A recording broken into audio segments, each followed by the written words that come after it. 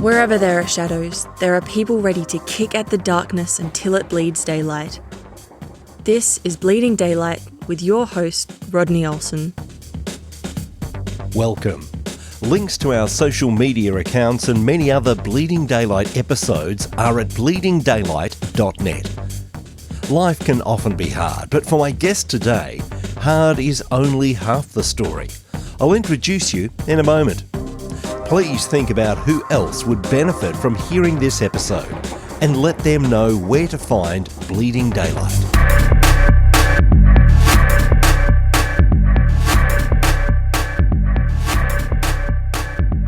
Why would a 19-year-old woman move halfway around the world to live in a country where she can't speak the local language and everything is so different to her home country of the US? Wendy Zahorjanski has lived in several countries and has recently written a book about her experiences titled Hard is Only Half the Story. She joins us on Bleeding Daylight today to share some of that story. Wendy, thank you so much for your time. Thank you so much for having me. Let's go back to the time before you started exploring the world. Tell me about your earlier years. What was it like growing up in the US for you? I think I had mostly a typical childhood in the United States. I grew up in the state of Arizona, which is on the West Coast, until I was 10. And then we moved to Vermont, which is on the East Coast, due to the fact that when I was 6, my dad was in a plane accident and was killed. I said my childhood was typical, and that's probably not very typical. That was kind of a defining moment or event in my childhood. But other than that, I had a really happy childhood, nothing out of the ordinary. So certainly losing your father at an early age would have had a big impact on your family. Tell me, what did your family look like at that stage? Who was in your family? We were a mess for sure. I have an older brother who's 5 years older than me, so he was 11 at the time. I was 6, and my sister is 9 years older than me. And then my mom, of course. So it was very unexpected. He was healthy, and an accident is obviously something that you can't see coming. So we were a mess. I grew up in a Christian home, so we had those values of a strong belief that God existed and that everything happens for a purpose. And I think that was the thing that actually I struggled with the most, was that if God was big enough to stop it, why didn't he? And why didn't he when he could see that my dad had children and a family and that he loved God? So why wouldn't he stop it? And I wonder if that was also with my brother and sister. I think that was a big reason that we moved as well from Arizona, was because my brother started hanging out with kids who weren't being a good influence, and my sister ended up moving out when she was 18. And so I think all of us needed a fresh start. So we moved back to Vermont, where my mom's family lived, to kind of start over. And actually, over the years, 2 years probably after we moved to Vermont, my sister ended up moving back in with us, and she had a little girl at that time. She ended up getting pregnant and then moving back home and having her little girl. And then I saw slowly this restoration happen in my brother and my sister, where their faith was rebuilt. At that time, my brother got saved, and my sister was already a believer, but really came back to the Lord after a long time of walking away from him and not really living according to what she had said before that she believed. And one of my strongest memories is going to bed at night. My mom would be sitting in her chair and she would be reading her Bible. And I would wake up in the morning and she would already be awake. She never sleeps. The lady is amazing. I did not inherit that, but she really doesn't need a lot of sleep. And I just remember her reading her Bible, and her faith never really wavered on the outside. So that was something that really was impactful for me. I imagine that it's those things that really do shake our faith and cause us to ask the bigger questions. And most of the time that happens at a much older age, that we ask those robust questions and we find that we have a robust God. But for you, that was a very early start. How does a child actually start to ask some of those really big questions of faith at that stage? That's a good question. Of course, it's my experience, so I don't know, but I think that, and I work with children a lot, and I have at children's camps and in other settings. But I think that kids actually understand a lot more than sometimes they're given credit for. And I remember my mom tells me that she was trying to explain what happened to my dad and why he wasn't coming home and some of these things, and trying to explain death, which of course is a very abstract concept for children. And finally I came to her one day and I said, I get it, Mom. Dad's body is in the ground, but his smile is in heaven. And that was my way of processing that his soul was with the Lord, which I actually think is really deep for a 6-year-old. But I don't think that I was a genius or something like that. I do think that children, if we're patient to explain to them, they can understand those things. And I was really angry. I remember laying in bed screaming at night and so mad that my family was falling apart and that God wasn't there. And sometimes people in church would say things that were insensitive, even though they meant well, like everything works together for good to those who love the Lord, or God has good plans for me. And I remember thinking, even at that time, maybe for you, but not for me. It was definitely a process of years, even though I was a child, of years of being angry. But it must have been after I was 10, because we were living in Vermont, that was the first time that I had a friend who had also lost her dad to cancer. And as we started talking, I realized that I wasn't the only one. And then I had another friend whose parents went through divorce, which is not the same thing, but it is also really painful for children and confusing and all of these emotions that are similar. And so I realized that I wasn't the only one who had this pain and hurt within me and questions for God. I felt like I was the only one in the world, but that actually wasn't true. And that was actually very healing for me to realize the brokenness that everybody shares and that we can talk about those things. You say that apart from that obviously traumatic incident, that you had a fairly happy childhood, you continued to grow up, and we fast forward to that time that I mentioned in the introduction, that at 19 years of age, you've decided that you're going to head halfway around the world. Tell me a little bit about that. What was it in you that made you think this is a good plan? There was a lot of factors that were working together for that decision. But one of them was that I had already had a desire as a young child to be a missionary. I had read a lot of missionary biographies. My mom had a rule in our house. For every fiction book we read, we had to read one biography. And I loved reading. And most of the biographies I read were these missionary biographies. So they became my heroes. The people like Gladys Aylward, the people like Hudson Taylor, Lilias Trotter, these people. And so I always wanted to actually be a missionary. But at 19, I had done 1 year of university, didn't want to study anymore. I didn't have the money to go back to university. I didn't know what I wanted to do with my life. And so my older brother lived in Kyrgyzstan at the time as a missionary. And he said, well, why don't you just come over here and figure it out? And I honestly couldn't think of a good reason not to. And so that's why I moved. And I moved over and started praying and kind of figuring out what I wanted to do with my life. So you spend a little bit of time there with him, just experiencing almost this missionary life. And I know that prompted something within you, and you realized there was action that you needed to take. What was the next step from there? Living there in Kyrgyzstan, which is predominantly Muslim or Orthodox, the Russian population would be Eastern Orthodox. I had one friend who was Muslim, and I'll never forget her. And it was the first time that I was talking to somebody who had absolutely no background in anything Christian. She didn't know who God was. She didn't know what the Bible was. And I realized that I couldn't explain my faith to somebody who had no background in faith. And also there was a lot of questions that I still had in my mind. So I thought, if I'm going to be a missionary, if I'm going to commit my life to telling other people about Jesus and about God, I got to be sure that I actually believe it, and I have to be able to explain it. So that's what led me to decide to go to a Bible college in Hungary. I just want to take a slight detour there. It's interesting that you're talking about this Muslim friend of yours who has no background in the Christian faith. Now that you've been through Bible college, and we'll explore that in a moment, and you've learnt a lot more, do you think sometimes for those of us in Western countries where we have this very strange at times Christian understanding or background that is not fully complete, that sometimes the background that we have can get in the way of truly understanding what the gospel is about? Absolutely. I absolutely think that it can.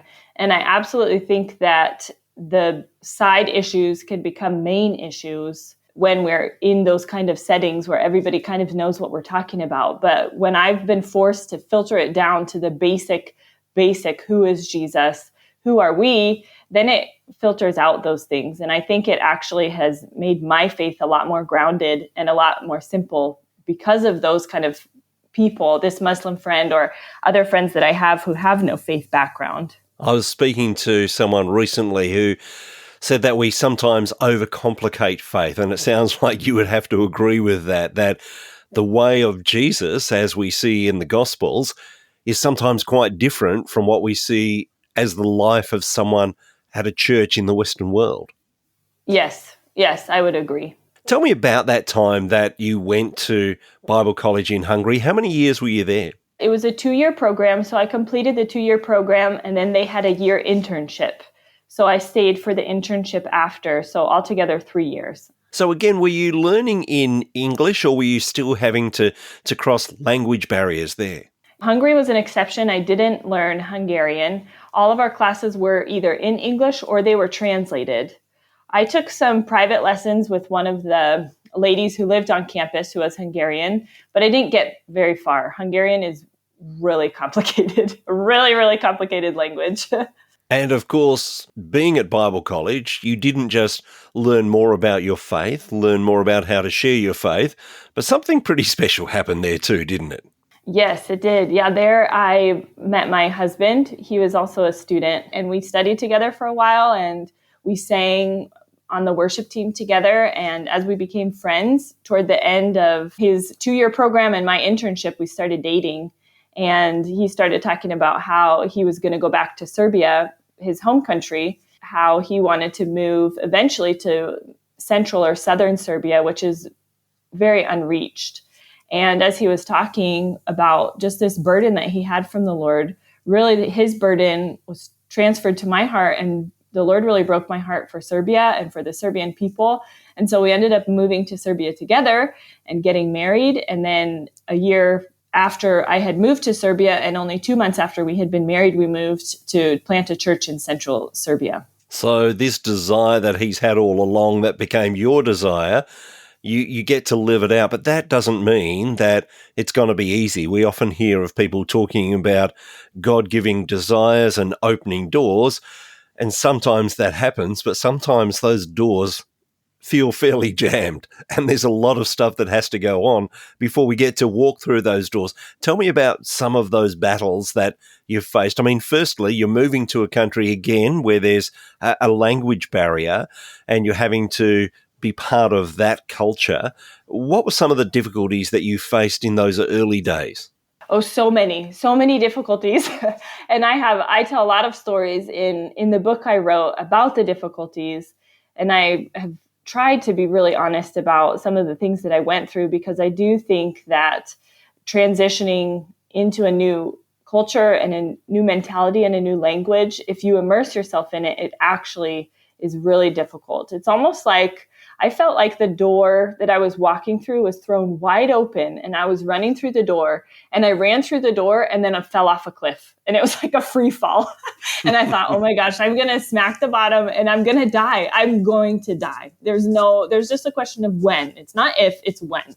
And that's how the experience really felt. For me, so much of my personality was stripped away when I couldn't communicate. I did full immersion. So I was taking language classes. I was communicating in English only at home with Danny or when I talked on the phone with my family. Everything else I really tried to do in Serbian. So you can imagine how much I was talking in the beginning, hardly at all. And nobody knew me. Nobody knew who I was because of the language barrier. So I think that it was really stripped me down to the core of who I was. I couldn't show people that I was a good person. I couldn't show people all the things that I could do. I'm intelligent, but it doesn't come across when you talk like a 3-year-old. You sound stupid. And some people treat you like you're stupid because you sound like it. I mean, they don't know. They're not trying to be mean. They're just talking to you like you talk to them. So that was actually really difficult for me to live in this space of having nobody know me and maybe being treated like a less intelligent person. That was, definitely. And not being able to serve. I came to serve, and I had this idea that I was going to, talk to people about Jesus and be this missionary like my heroes, but I didn't realize the journey that it takes so much in order to actually identify with the people and to win their trust so that you can actually speak some of those deeper truths into their lives. And I suppose that's a reminder for those of us, again, who live in Western countries, who speak English, and we see migrants coming to our country who battle with our language, because you were saying earlier that Hungarian is a very difficult language. Well, I'm told that English is a very difficult language for people from outside our world to step into. And sometimes there is that sense that people that have come from another place are treated like they're stupid, even though they're not. And so I guess that gave you a window into their lives as well. Yes, for sure. I feel like I can really identify with immigrants because you're so vulnerable. And me coming here, I was in a position that was so vulnerable. It would have been really easy for somebody to take advantage of me or to trick me or to use the system here against me, which I also have seen. Like here as a non-citizen, I pay double for some of the fees or for a tax than people who have citizenship, which is fine, but it makes it harder. And so I really do identify with just the struggle of trying to adapt, but at the same time realizing that you're vulnerable to people who are dishonest or people who want to take advantage of that. And I think that my husband was, Danny is his name. Danny was such a vital part in just standing next to me and being a person that kept cheering me on and telling me that I could do it. And I also had one or two girlfriends who were so patient and would just sit with me and let me babble in Serbian and really encourage me to keep going. And today I am fluent. I'm fluent in Serbian. So it is possible and you can do it. But yes, the journey of an immigrant is definitely not an easy one. In those early days, there's those external things that are going on, that not being able to communicate, not knowing the systems, that everything works so differently from what you understand. I imagine that they're the external things, but it would cause a lot of internal chaos within you. Tell me about that. Yes, you're absolutely right. My inside world wasn't that different from my outside world. So all my thoughts were jumbled because I'm trying to figure out this language that has different word endings, that the grammar is so different. And so my brain was completely not distracted, but all of my brain power was given to these things, like to go to the store and to buy milk and to figure out what the milk looked like. Is it in a bottle or is it in a box? Is it white or is it blue? But there's a blue kind and a red kind. So which milk, what's the difference in those milks? All this brain power just to buy milk. So my brain was exhausted all the time. I actually reached a point where I was convinced that I had mono because I was so exhausted. So I went to the doctor and I couldn't even get up the stairs at the doctor. And I thought, that's it, I have mono. And all my blood work came back perfect. And it wasn't until after that I learned about some of these things that they talk about when you immigrate to a new country, that all the fatigue and all of the energy that goes into adapting, that can be a common thing, which I didn't know at the time. But yes, also psychologically, I felt really lost and I felt like people didn't see me just because I couldn't communicate. And it was also bringing up a lot of deeper issues in my heart with the Lord, which is interesting, but he never wastes any opportunities. And maybe one story would illustrate that really well would be Danny, my husband. He really enjoys being parts of programs for adults with additional needs. And so he got this idea to volunteer at this club for people with additional needs, special needs. And so I was not excited about it because I knew that would mean I would have to interact in Serbian and it would be difficult. I just knew it. And it was. Every week that we went, I dreaded going. I hated being there. There was a man there who spoke Hungarian and Serbian fluently, and he spoke some English. Okay, so he had a learning disability, and he was there and he was talking to Danny, and I was at the other table, and I could hear, and at this point I could understand, but I wasn't fast enough to respond, or I couldn't necessarily respond. My understanding was way far ahead of my speaking. And he said, hey, how come she is here and she's supposed to be like smarter than me, but she doesn't know Serbian? And it hit me, and all this pride in my heart welled up. And I thought, oh my gosh, this guy who has a learning disability is actually smarter than me. And that was so hard for me to accept. And I know that now looking back, it was the Lord that was using it to break down some of the walls in my heart that were so prideful. I mean, it's such a prideful thing, and it's even very embarrassing to talk about. And I talk about it in my book because I don't think I'm the only one, but it is embarrassing to admit, that I thought I was better than this man. The Lord definitely used it to bring the sin or the things inside my life that were unhealthy that needed attention. So there he is with this learning disability that stops him from fully entering into what's going on. And God is pointing out, but there's something that's stopping you from fully entering in as well. You're both in the same place. It must have been incredibly difficult. And there's many other things that you explain in the book of how life has been hard. But tell me about some of those glimmers of hope. Even before you became fluent in Serbian, even as you're walking a very difficult road, where were some of the glimmers of hope that reminded you that God was still walking with you? There's a lot of those as well. There was a time when it was actually when I moved to Kyrgyzstan, and I was getting into the airport, and I couldn't read any of the signs because they were in Russian, which is Cyrillic letters. It's a different alphabet. I couldn't read any of the signs. I didn't know what I was doing, and my ride didn't show up that was supposed to pick me up. And I thought, oh man, all these taxi drivers were yelling at me, and I didn't understand them, and I just wanted to go back home, and it was hot, and I was sweaty. And then this taxi driver came up, and he said, can I practice my English with you? And I said, what? I don't need a taxi. And he said, no, I just want to sit and practice my English. I see your ride's not here. You can sit with me. And we just sat, and he just talked with me. I don't know what we talked about. I can't remember. But he just talked with me, and he was so kind, and he didn't take advantage of me or even ask for money, or it was no kind of to get me to drive in his taxi, so I had to pay him. Nothing like that. He just wanted to sit with me. And then my ride ended up coming about an hour and a half later, and he said goodbye, and he left.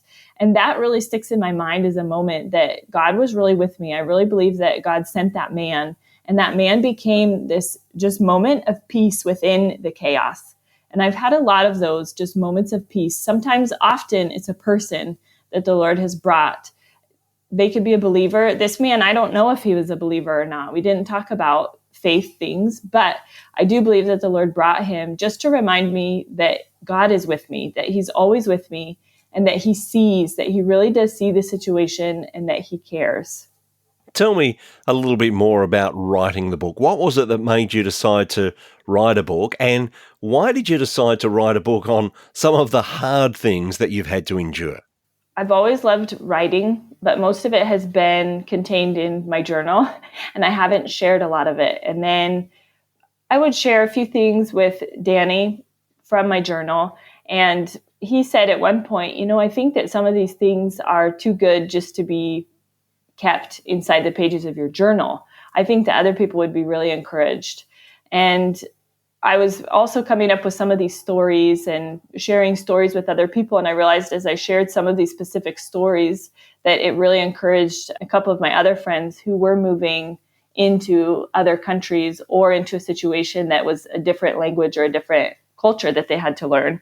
And so I thought, well, I'm willing to talk about these things in an honest way. Maybe I should write a book. And the Lord really opened up the door. And through a friend who's a copy editor, she offered to help me and to help me edit my book, and really to not just edit it, but be a mentor for me.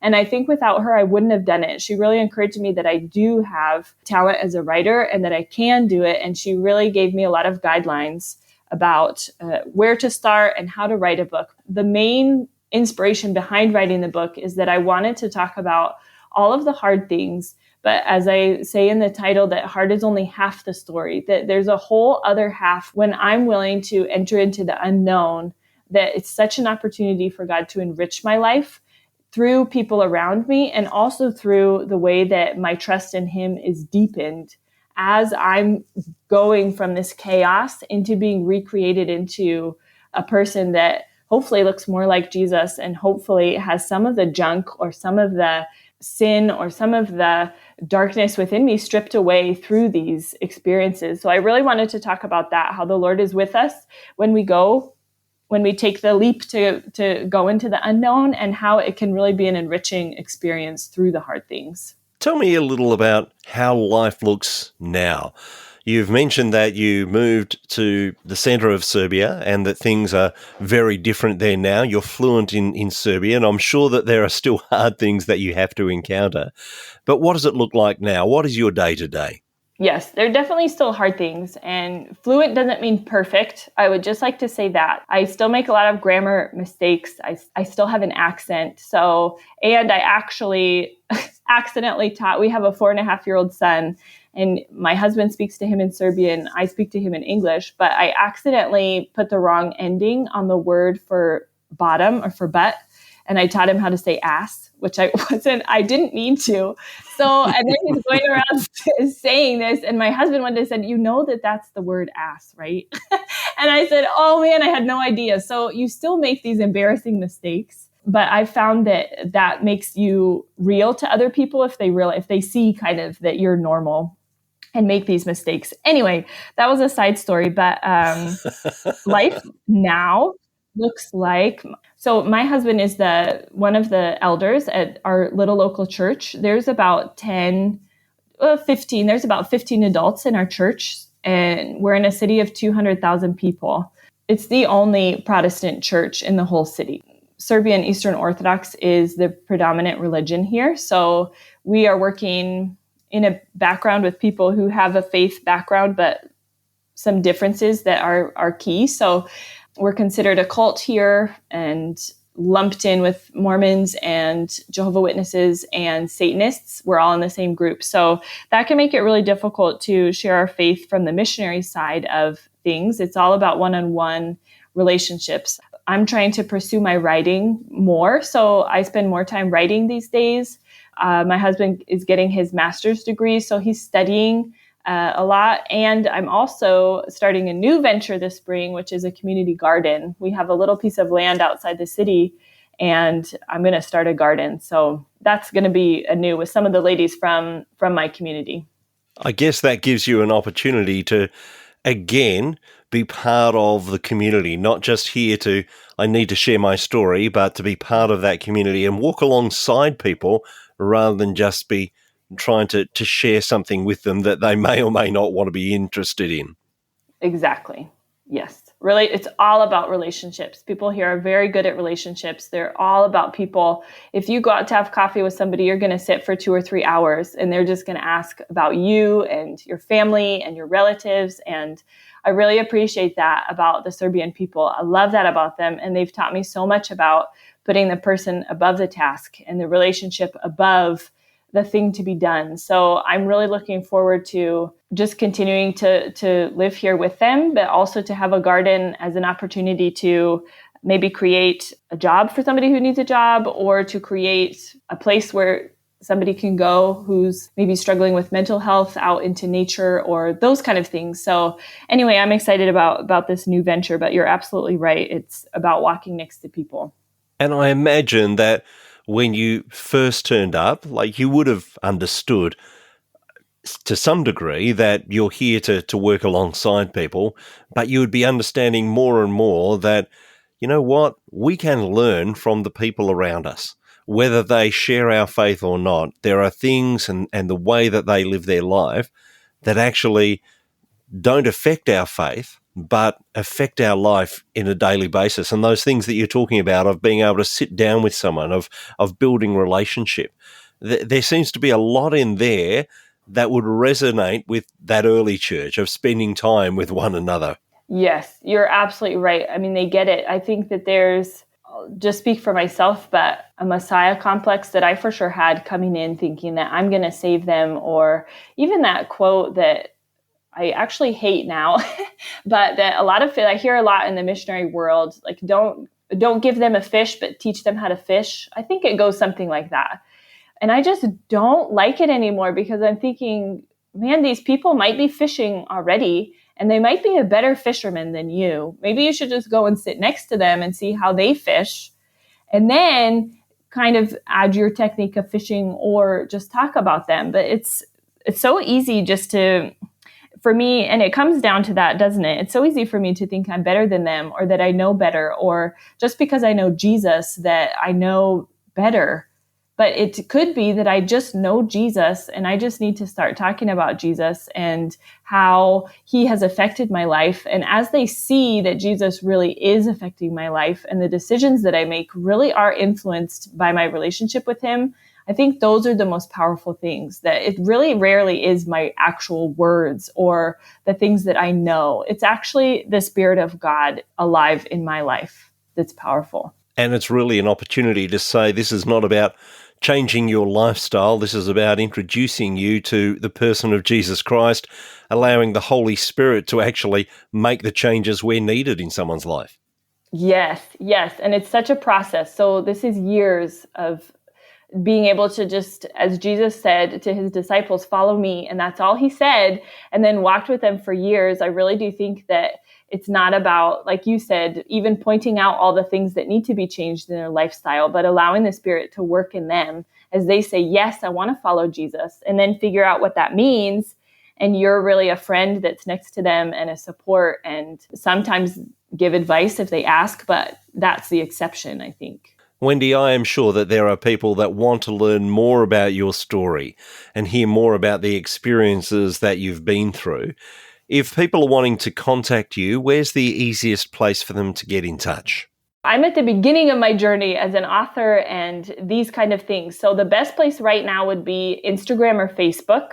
It's just my name, Wendy Zahorjanski. You're probably going to put that in the show notes so they know how to spell it. I'm working on a website, which will also be just my first and last name. And those would be the best places. My book is coming out in the next few months. So that's also going to be on my website. And it will be a link for it on Instagram and Facebook as well. As you mentioned, I certainly will put links in the show notes at bleedingdaylight.net so that people can find you easily and hear more of your story and connect with you, and so that they'll know firsthand when that book comes out. But Wendy, it has been a delight to talk to you. Thank you so much for your time today. Thank you so much as well. Thank you for listening to Bleeding Daylight. Please help us to shine more light into the darkness by sharing this episode with others. For further details and more episodes, please visit bleedingdaylight.net.